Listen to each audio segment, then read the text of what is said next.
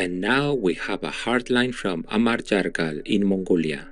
Хамгаас хүндэт хайрт их багш минь бид Supreme Master TV-г хотын зүүн, баруун, хойд, өмнөд дөрвөн зүгт том дэлгэцээр гаргаж эхэлснээс хойш маш олон эерэг өөрчлөлт гарсаар байна.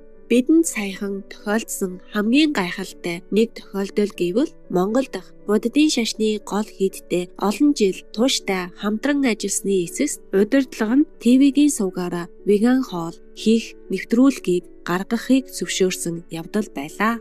Энэ нэвтрүүлэг нь Манц Цавандаа гэсэн нэртэй 7 хоног бүр нэвтрүүлэг болгонд олонний танил эрхмүүдийн оролцоотойгоор манай Loving Heart рестораны эсвэл Vegan Coffee рестораны нэг ахлах тогооч үзэгчдэд орон нутагт байдаг орц найрлага ашиглан 2-3 төрлийн веган жорыг заадаг. Эдгээр хоолны нэвтрүүлгийн нэгэнд нь алдартай хийдийн тэргүүн хам оролцож хүчирхийлэлгүй хоол хүнс нь буддын сургаалын амин чухал хэсэг болох талаар хуваалцсан юм. Тэрээр үзэгч олон оюун санааны бясалгал, дадал, үлэмж их тустай нэгүүлсэнгүй, хүчирхийлэлгүй веган хүнс хэрэглэхийг уриалсан. Одоо Монгол улсад 8 Loving Heart ресторан, 4 веган ресторан ажиллаж байна. Мөн залуу үе веган хооллолтыг улам ихээр хүлээн авч байна. Их багш таныхаа хайр ажлалд баярлалаа. Таньда туйлын их хайртай Монгол улсаас Амар Жаргал. Enthusiastic Amar Jargal, thank you for the good news. Master shares her gratitude with you as well.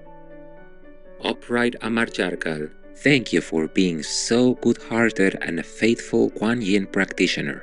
It is wonderful to hear of the progress veganism has made in your country. Mongolian people are very noble and kind, and the vegan diet is befitting such good character. If they all would now immediately adopt the vegan diet to help save the earth in our time of urgent need, may you and the respectful inhabitants of Mongolia be guided by the infinite light of the Buddhas, sending my love and support to you and all the beautiful God's disciples in Mongolia always.